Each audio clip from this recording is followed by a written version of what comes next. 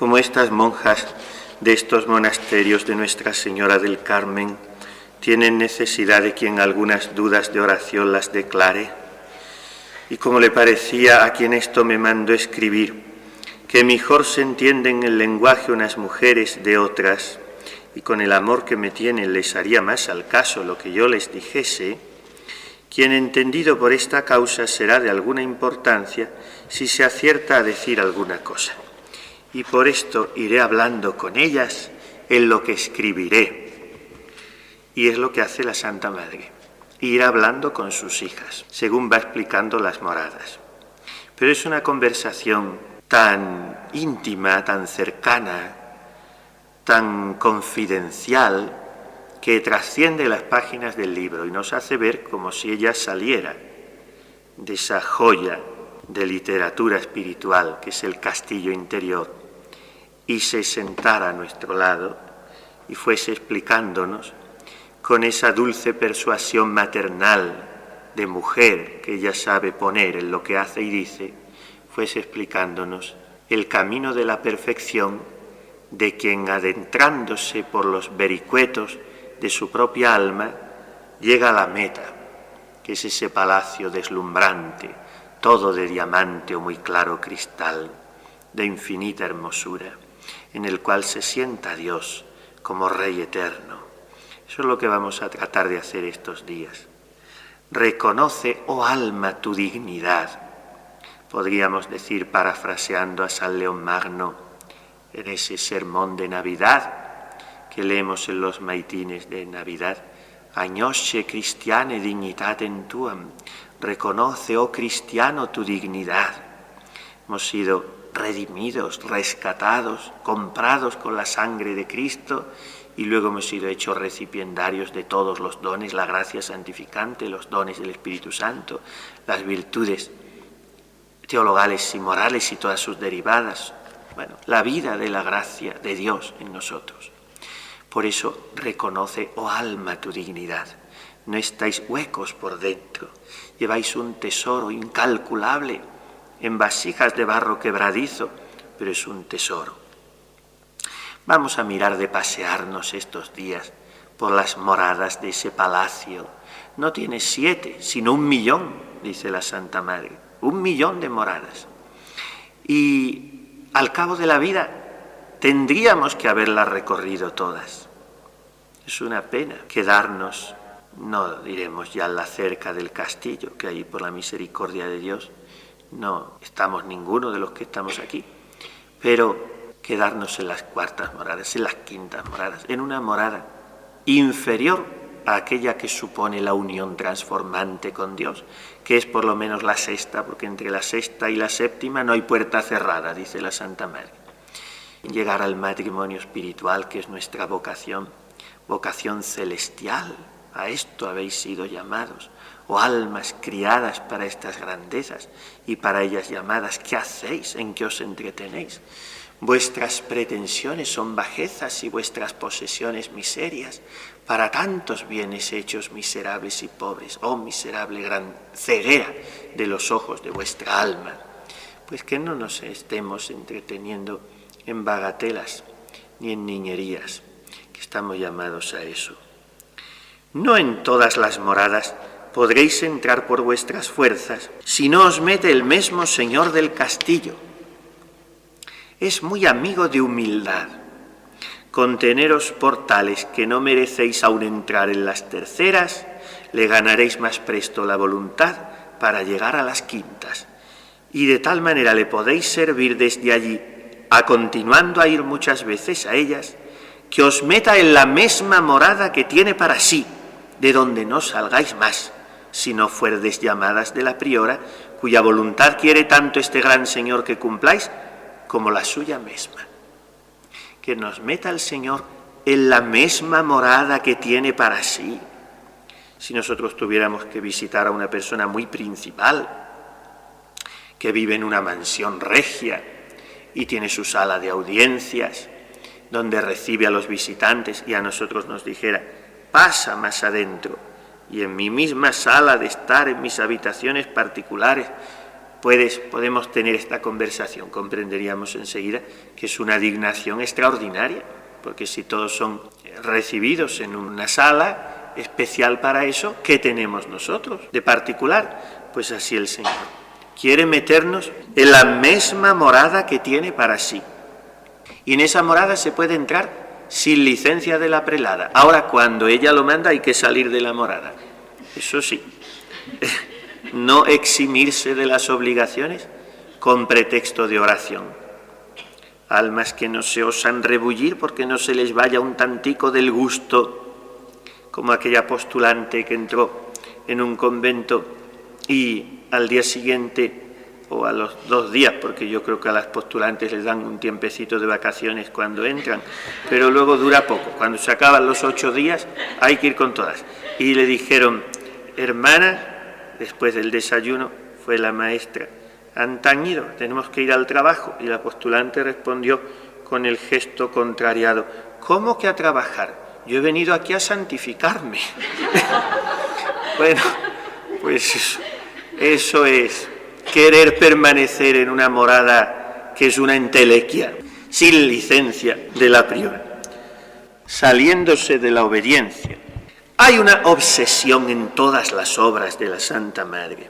Desde luego el telón de fondo es siempre la oración como camino del amor, como medio para ser siervos del amor, que dice ella preciosamente en la vida, siervos del amor. Mirar a Cristo, mirarle. No os pido más de que le miréis, sentir en el alma la presencia vivificadora de la Santísima Trinidad, que nos renueva, nos rejuvenece. En lo muy, muy interior del alma está Él, y ahí gozarle, y así alcanzar la perfecta unión de la voluntad con la suya. Ahí está la verdadera perfección, traducida en el amor de Dios y del prójimo. Y por tanto el telón de fondo de las obras de la Santa Madre, de sus escritos, es siempre la oración. Pero hay una obsesión que atraviesa todas sus obras, que las recorre como un haz de luz y las perfuma, cualquier frase que escribe la Santa Madre, y es la humildad. Parece como si ella, al tratar de gracias tan altas, de mercedes tan insospechadas del Señor, quisiera poner en guardia a las almas para que no se olviden de la tierra que pisan ni que son, y no pretendan volar por sus propias fuerzas, sino levantadas sobre las alas de ese águila caudal que es Dios. Somos pajarillos, y si nos alzamos un poco es porque el Señor nos toma sobre sí, nos conduce, y Él solo es nuestro guía. Por eso ella una y otra vez insiste machaconamente en la humildad.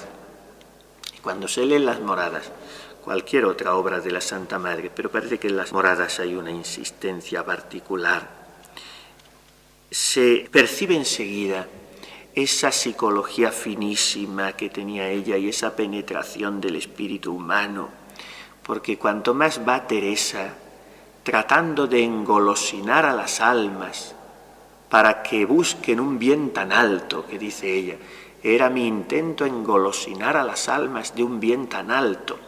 Pues cuanto más va tratando de hacer esto, más va insistiendo, y con mayor frecuencia lo hace, en que el cimiento de todo el edificio y el ungüento de todas las heridas es la humildad, y el camino para adquirir todas las otras virtudes. Y sin ese basamento no hay más que un castillo de naipes o un andamiaje de palillos de romero seco, que dice ella, que ensoplando un poco de viento, muy luego se caen. Es la humildad.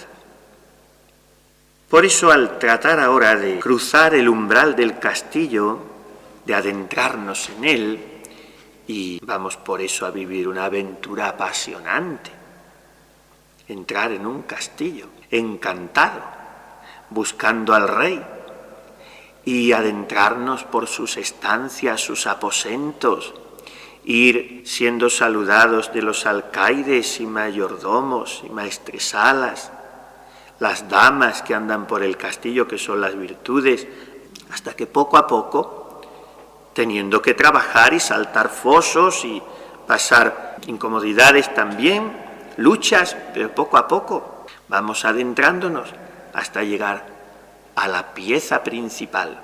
En el centro y mitad de todas ellas está la pieza más principal, que es a donde pasan las cosas de mucho secreto entre Dios y el alma. Pues a esa pieza nos dirigimos. Y es una aventura apasionante. Pero al cruzar el umbral y se nos ha tendido el puente levadizo, se nos ha abierto el portón y hemos entrado en ese palacio todo de diamante o muy claro cristal. Todavía estamos deslumbrados y no sabemos a dónde mirar, y entonces la Santa Madre nos avisa: humildad desde el comienzo. Si no, creerás que estás en un castillo ilusorio, porque será una torre sin fundamento que tú te has montado en tu imaginación, más o menos poderosa, para forjar imágenes vacías de contenido. Será la humildad el bastón, el lazarillo que nos irá conduciendo. Es un preliminar imprescindible para el camino de la unión con Dios, para el camino de perfección, amor de unas con otras, deshacimiento de todo lo criado y verdadera humildad, que aunque la digo a la postre es la principal y las abraza a todas. Humildad. La unión de nuestra voluntad con la de Dios es la santidad, la perfección, el grado de gracia que tengamos en esta vida, del cual dependerá el grado de gloria que tengamos en el cielo.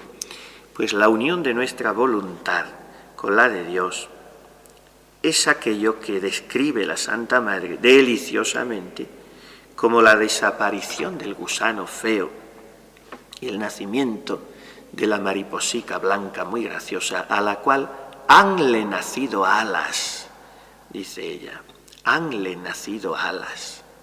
Eso tiene que sucedernos, que nos demos cuenta de que de repente nos van naciendo alas, que nos levantan de las cosas de la tierra, que nos despegan, que ya no encontramos gusto en las fruslerías de aquí abajo, ni en mis preocupacioncillas, ni en mis cosuchas. Me cansa el aire de esta tierra, decía Teresita ya muy al final. Necesito respirar el del cielo, ya el de aquí me cansa.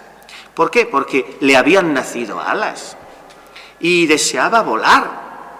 Y eso es lo que la Santa Madre quiere que nos suceda, que tal les suceda, que nos nazcan alas, pero sin que la misma alma se vaya dando cuenta, porque si no, virtud que se paladea, apenas si es ya virtud, dice el clásico.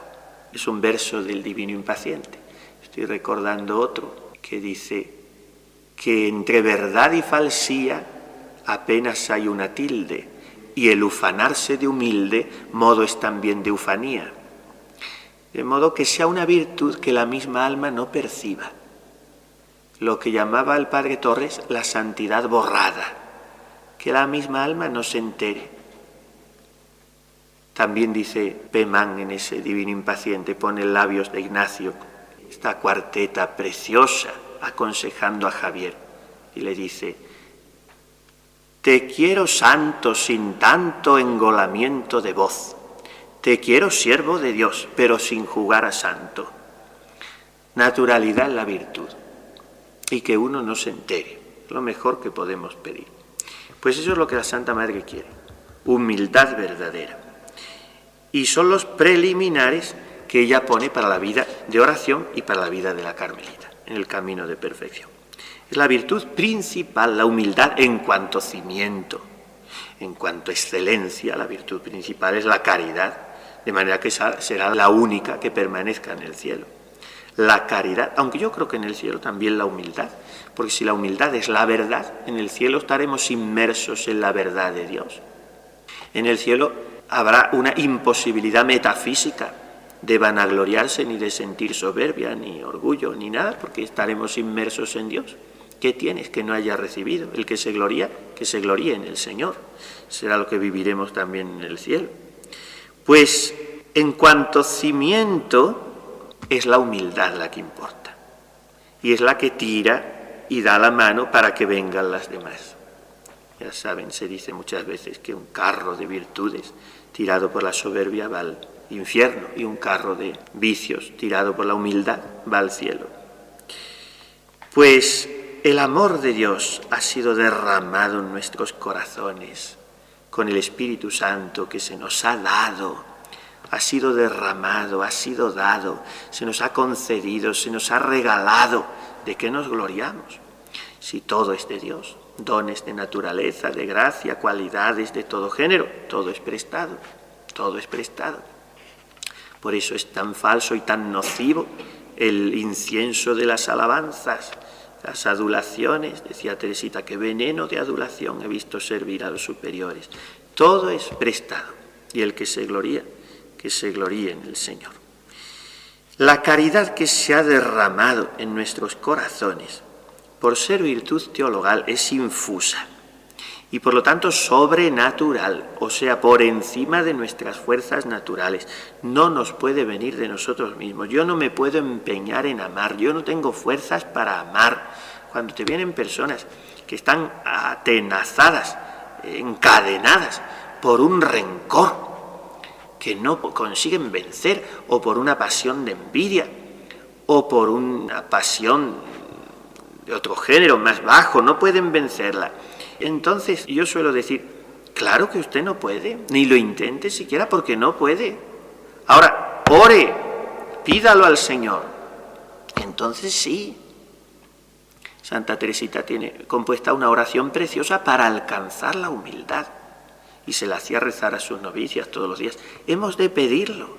Yo no puedo ser humilde, ni puedo ser caritativo, ni puedo ser santo, ni puedo decir Jesús, dice San Pablo. Nadie puede decir Jesús si no es en el Espíritu Santo. O sea, no puedo mover una pestaña si no es porque Dios me lo concede. Pues cuánto más las virtudes.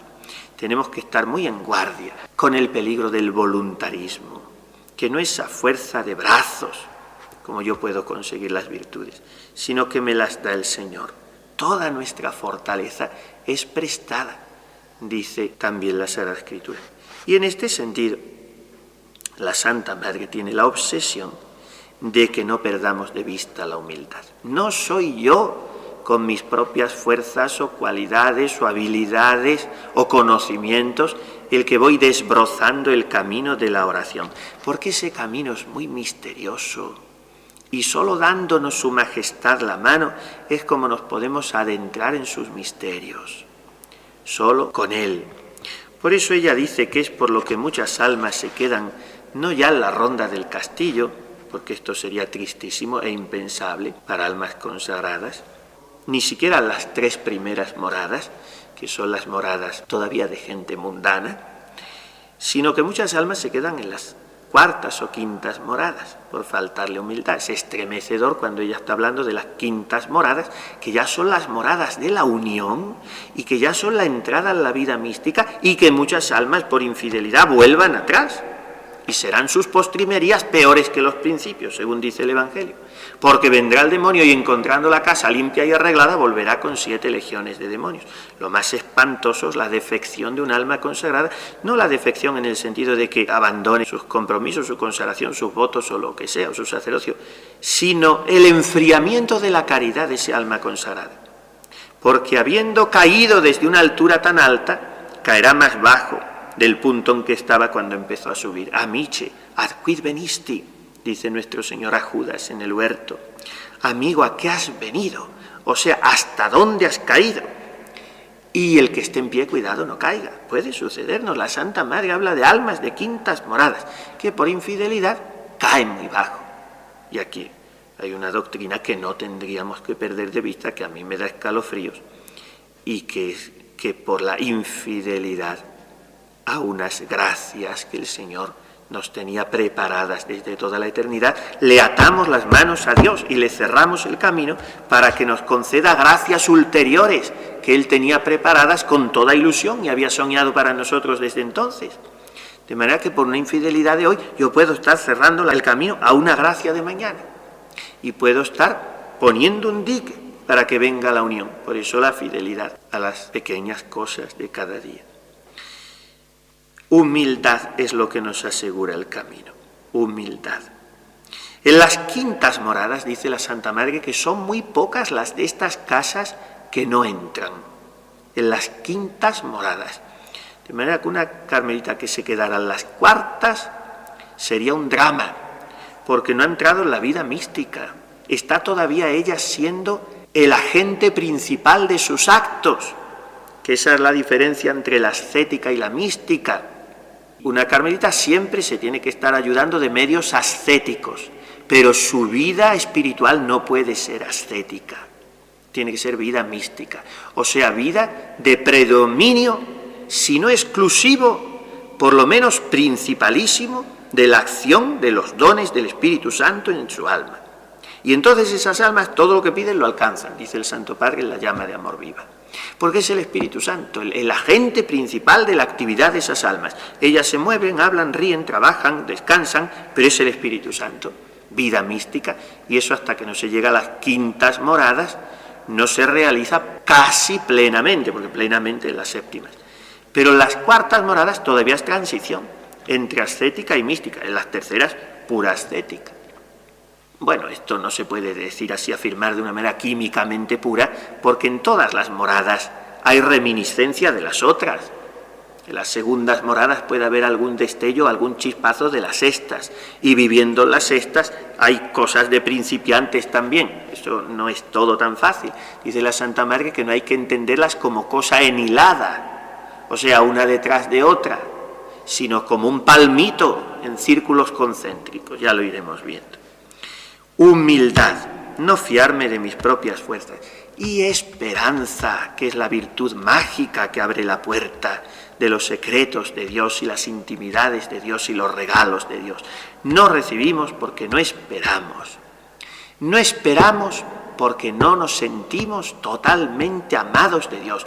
Porque si yo creo que soy el niño mimado de Dios, yo espero en Él descaradamente, como aquel niño que estaba jugando en cubierta con la pelota y una galerna espantosa estaba amenazando con hundir el barco y todos van corriendo en busca de los botes salvavidas y le dicen al niño, pero insensato, ¿cómo estás aquí jugando? Nos hundimos. Y el niño sonriendo responde, me da igual, mi papá es el timonel. Pues nosotros, sí, papá es el timonel, el barco va bien, todo va bien. Vaya como vaya, siempre todo va bien. Hay que tener esperanza, descarada esperanza, y decir con San Claudio de la Colombière, esperen otros en la aspereza de sus penitencias, en el fervor de sus oraciones o en la santidad de sus vidas. En cuanto a mi Señor, toda mi confianza se funda en mi misma confianza.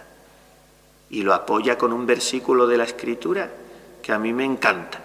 En paz me acuesto y enseguida me duermo, porque tú solo, Señor, me haces vivir tranquilo.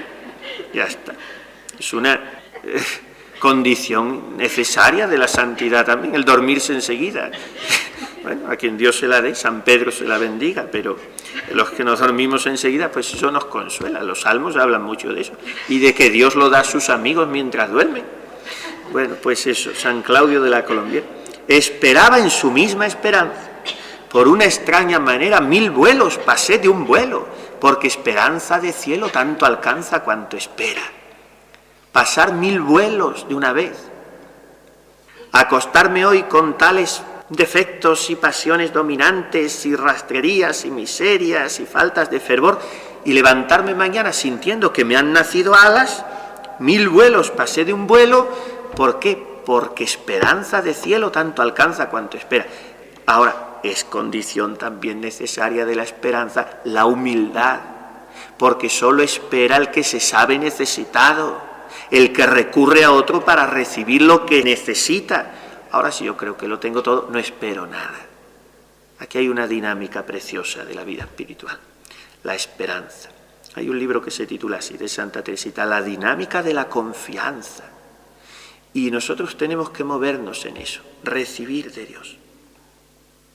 Yo sé que estoy llamado por el Señor a una llamada de predilección insospechada, increíble, escalofriante, a unirme con Él, a participar de sus secretos, a entrar con Él en la bodega interior para que Él ordene en mí la caridad me sostenga con flores y me fortalezca con manzanas, porque ve que yo desfallezco de amor.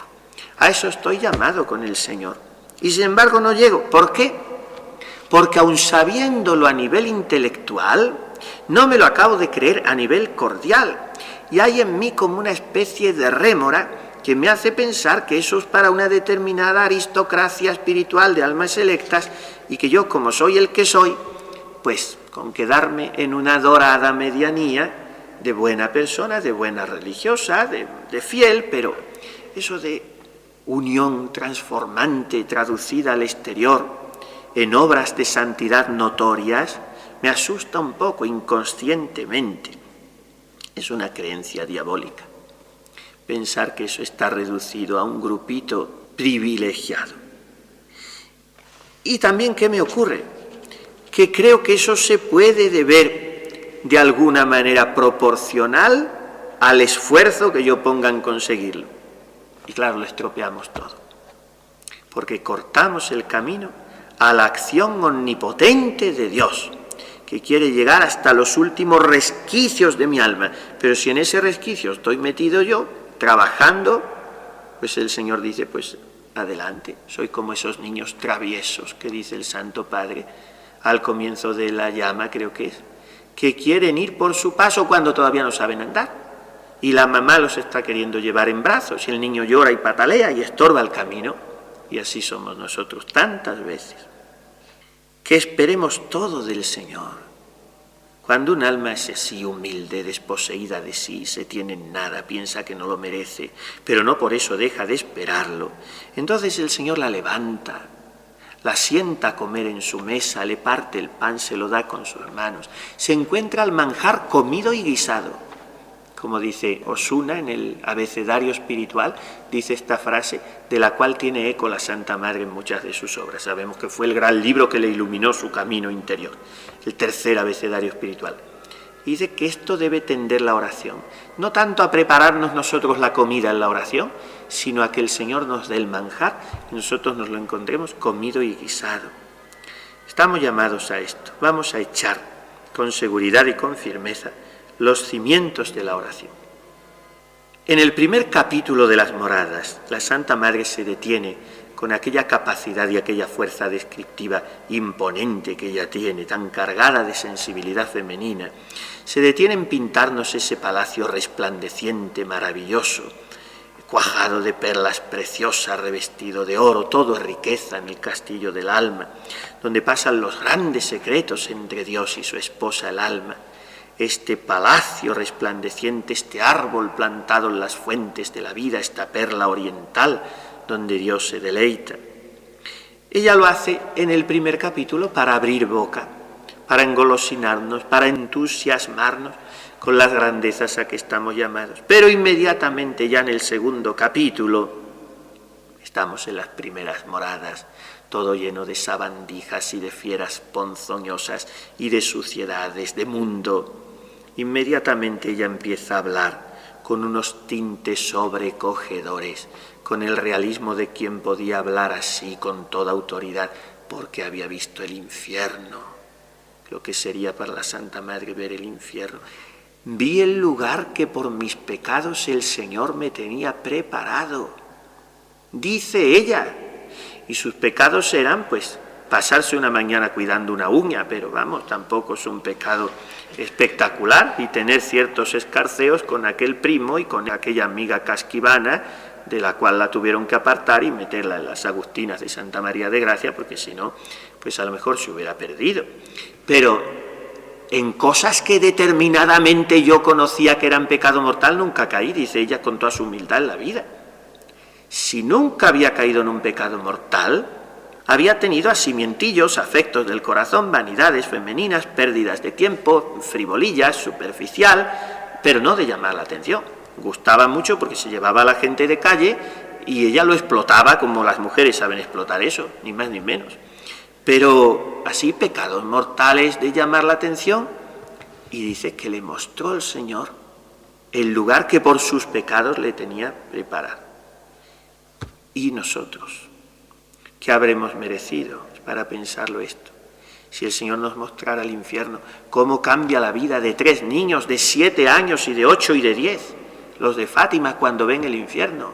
Ya no quieren más que estar ante el sagrario y rezar por el Papa y mortificarse y morirse, irse al cielo, no quieren más. Y la Santa Madre, la visión del infierno le supone la formulación del voto de perfección. Lo que yo entendiere ser más perfecto en vuestro divino servicio, no dejarlo de hacer por nada del mundo. Bueno, pues, ¿por qué podía entonces ella hablar en el 2º capítulo de las moradas? Deben ir leyéndolas según vamos avanzando en ellas, las moradas. Porque yo iré citándolas amplísimamente, pero no completamente. No voy a leerlas todas, claro. Porque había visto el infierno. Y entonces habla con unos tintes espeluznantes del pecado mortal. Yo creo que si hay que hablar del pecado, no se pueden recurrir a comparaciones más realistas y más sobrecogedoras que las que emplea nuestra Santa Madre. Había tenido la experiencia de lo que traía consigo la monstruosidad que supone el pecado, la aberración espantosa que supone el pecado, y un pecado venial, cuanto más cuando ella habla de almas que se debaten chapoteando en el fango de sus pasiones, pues la inmensa mayoría de las almas de nuestro mundo de hoy que está terriblemente empecatado. Y de eso habla ella. Oh almas redimidas por la sangre de Jesucristo, entendeos y habed lástima de vosotras. ¿Cómo es posible que entendiendo esto no procuráis quitar esta pez de este cristal? Mirad que si se os acaba la vida, jamás tornaréis a gozar de esta luz. Esto habría que gritárselo a tanta gente que no piensan que se les acaba la vida y se condenan para siempre. No se habla de la condenación eterna, es para sentir escalofríos, como ella le dijo a aquel caballero, que le dijo: tened cuidado con tanta visión y tanta revelación, acordaos de Sor Magdalena de la Cruz, aquella abadesa de las Clarisas de Córdoba que engañó a España y luego la procesó la Inquisición. Y le contestó la Santa Madre: os certifico que no hay un punto en que no me acuerde de ella sin temblar. O sea, sentir escalofríos ante la posibilidad de ofender a Dios o de que otros le ofendan, que se acaba la vida y viene la condenación para siempre, que hay muchas almas que van al infierno por no haber quien rece y se sacrifique por ellas, dijo la Virgen a los niños. Impresionante esto. Si no tendré yo la culpa de que estas almas se les acabe la vida y nunca tornen a gozar de esta luz. Mirad que si se os acaba la vida, jamás tornaréis a gozar de esta luz. Oh Jesús, ¿qué es ver a un alma apartada de ella, de la luz? ¿Cuáles quedan los pobres aposentos del castillo? ¿Qué turbados andan los sentidos, que es la gente que vive en ellos? Y las potencias, que son los alcaides y mayordomos y maestresalas, ¿con qué ceguedad, con qué mal gobierno? En fin, como a donde está el árbol, que es el demonio, ¿qué fruto puede dar? Un árbol precioso de frutos ubérrimos, el alma, que está llamado a estar plantado no junto a las corrientes de agua para que siempre dé fruto en su sazón, como dice el Salmo. La Santa Madre llega más allá, dice que el árbol está plantado en las mismas fuentes del agua de la vida. Y este árbol del alma, cuando está en pecado, está plantado encima del demonio, ¿qué fruto puede dar? Un retrato vivísimo de nuestro mundo de hoy. Estamos viviendo en una sociedad de cadáveres ambulantes. Las almas están en manos del demonio, las mueve como títeres a su antojo.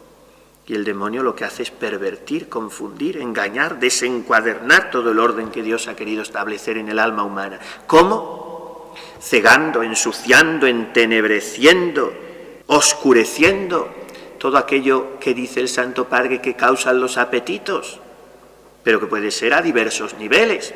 Un apetito de imperfección ya causa eso, un apetito de pecado venial lo causa con mucha más fuerza, y un apetito de pecado mortal encadena al alma que lo tiene, la oscurece, la ciega, y a veces es una ceguera que se convierte en enfermedad incurable, porque las almas, habiendo preferido las tinieblas a la luz, cerraron la puerta al Señor, vino a los suyos y los suyos no le recibieron.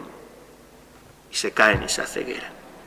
La Santa Madre dice que quedan turbados los sentidos, turbados, porque según dice el santo, un pensamiento del hombre vale más que todo el mundo, por eso solo Dios es digno de él. Si eso se dice de un pensamiento, ¿qué se dirá del olfato, del gusto, del tacto, del oído, de todos los sentidos? Solo Dios es digno de los sentidos del hombre. Santa Teresita al final de su vida, estando ya en la enfermería, le llevaron una florecita, era hora de silencio, y ella instintivamente, tan amiga como era de las flores, la fue a oler. Y estaba su madrecita Inés junto a ella, y por señas se detuvo a medio camino y le preguntó si podía oler la flor, sin faltar. Y Santa Teresita era un alma amplia, no era una mojigata, pero hay mucho contenido ahí en ese gesto suyo. Primero, no hacer nada sin licencia, pero luego la finura y la delicadeza exquisitas de un alma que sabe que todos sus sentidos los tiene dados por Dios, pero solo para alabarle a Él, para darle gloria a Él, para admirarle a Él. Si el oler la florecita le va a servir para alabar a Dios, sí, pero si va a suponer un gusto con el cual dé placer a sus sentidos, entonces renuncie. Un gesto precioso. Si una florecita, algo tan pequeño, pero que puede dar regalo a la vista, al tacto, al olfato, nos sirve para cantar la grandeza del Creador, entonces sí, si no, no. Pero cuando los sentidos están turbados, no se acuerdan de Dios. Quedan siempre insatisfechos, hambrientos, vacíos, quieren encontrar reposo en algo y no lo encuentran. Es como la avecica que no encuentra dónde posarse. Cuando han encontrado que Dios es el único reposo y deleite de su corazón, entonces se tornan al arca y ya la palomica, al socio deseado, en las riberas verdes ha hallado. Pero si no, todo es búsqueda e insatisfacción, los sentidos están turbados, las potencias desencuadernadas, porque los sentidos son los aposentos del castillo, las habitaciones del palacio, son los sentidos. Y los que gobiernan la casa, los alcaides, maestresalas, mayordomos, son las potencias.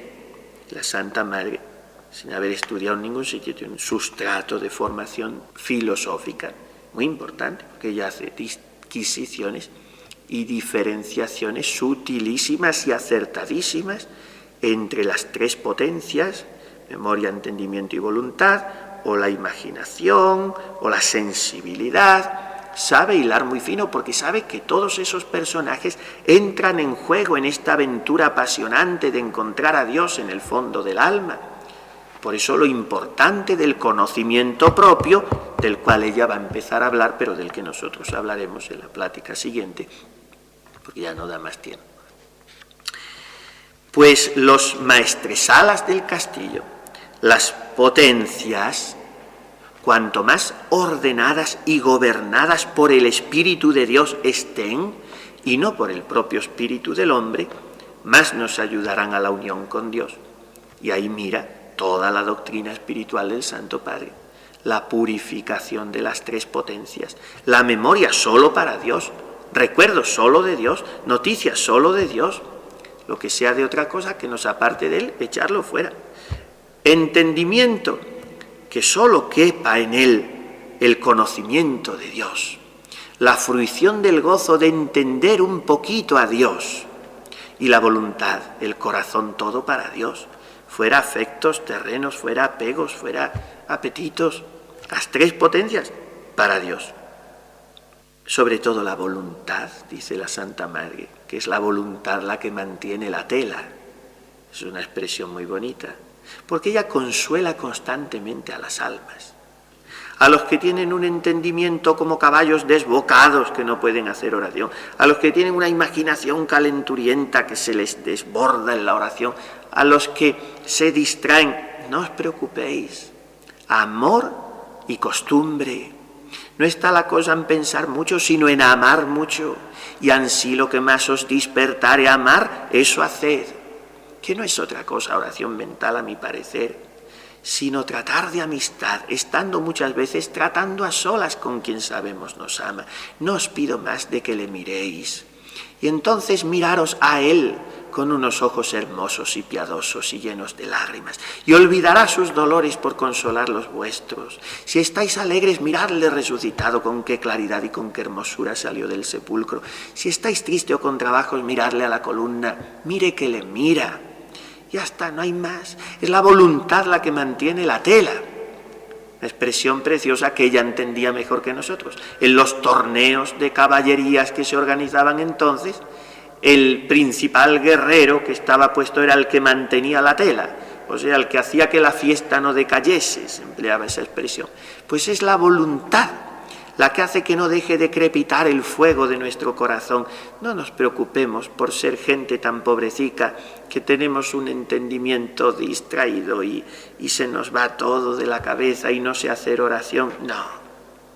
Hija, ¿quién sabe hacer oración? Dijo la Madre Maravillas muy al final de su vida, ¿no? Cuando le preguntaban, enséñame a hacer oración. Bueno, ¿y quién sabe hacer oración? Pues quien sabe amar, sabe hacer oración. Y eso es lo que la Santa Madre nos va a querer enseñar en las moradas. Pero si ese amor se traduce en virtudes, virtudes agrupadas todas con el ceñidor de la humildad. Eso es lo que ella quiere. Ahora, si hay desgobierno de los sentidos y potencias, si no hay gobierno en la casa, si el mayordomo encargado de administrarla se ha vuelto loco, pues ¿qué se puede esperar? ¿Con qué ceguedad, con qué mal gobierno anda todo?, dice ella. Y eso es lo que hace el pecado, cegar a las almas. Y es la peor enfermedad que se puede dar, la ceguera espiritual, porque tiene muy mala cura. Porque el ciego no quiere saber que está ciego. Es mucho de lo que ha sucedido hoy. La crisis que hay terrible de todo, de valores y de criterios, ceguera espiritual. No trate usted de hacerle ver otra cosa porque no, es imposible. Oí una vez a un hombre espiritual que no se espantaba de cosas que hiciese uno que está en pecado mortal, sino de lo que no hacía. Y es verdad. Y por eso ella carga las tintas en el tema del pecado. No es que las cargue, es realista.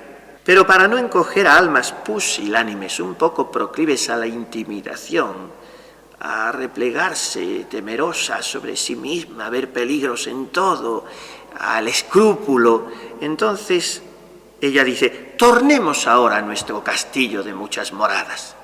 Ha avisado porque tenía que hacerlo, del riesgo terrorífico del pecado o de la tibieza, lo mismo da, para nosotros lo mismo da. Donde se ponga un pecado no se pone nada. Pero, pues yo creo que para el Señor habrá pecados de alma sin formación o sin oportunidades de haberle conocido que le ofenderán menos que tibiezas o infidelidades o imperfecciones nuestras. Entonces la Santa Madre, después de haber anunciado eso, dice, tornemos ahora a nuestro castillo de muchas moradas, que no hay que entenderlas en hilada, dice ella, una detrás de otra, sino de manera concéntrica.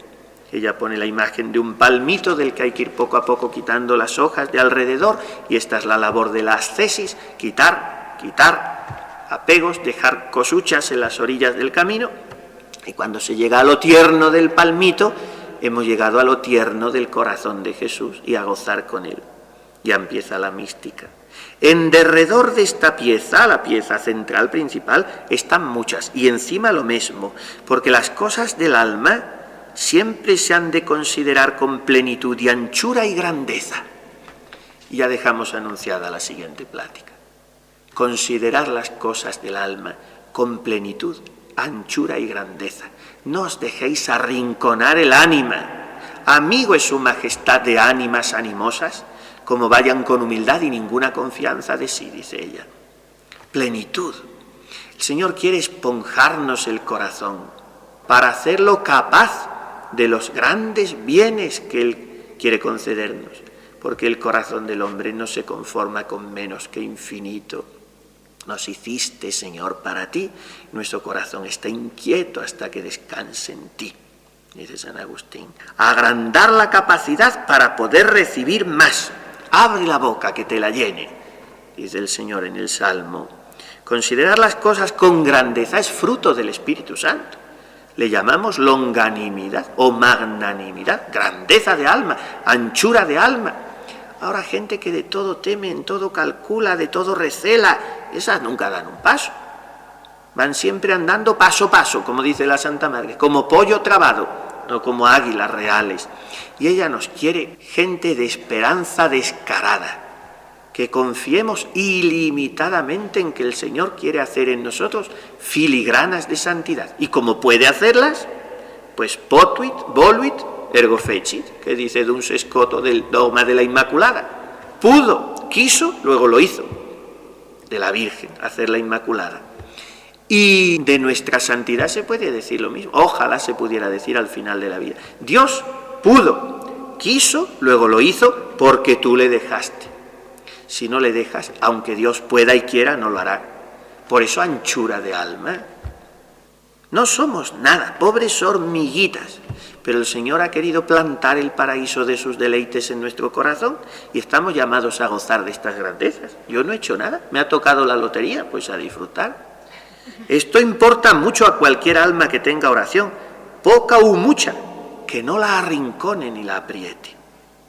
Pues luego seguiremos con la gran dignidad del alma, de la cual hemos de gozarnos, sentirnos orgullosos y dejar a Dios ser Dios en el cielo de nuestra alma. Porque Dios quiere tener otro cielo en nosotros. En su cielo está reinando. Y Él gobierna todo lo que hay en el cielo. ¿Por qué en el cielo de nuestra alma no le dejamos reinar?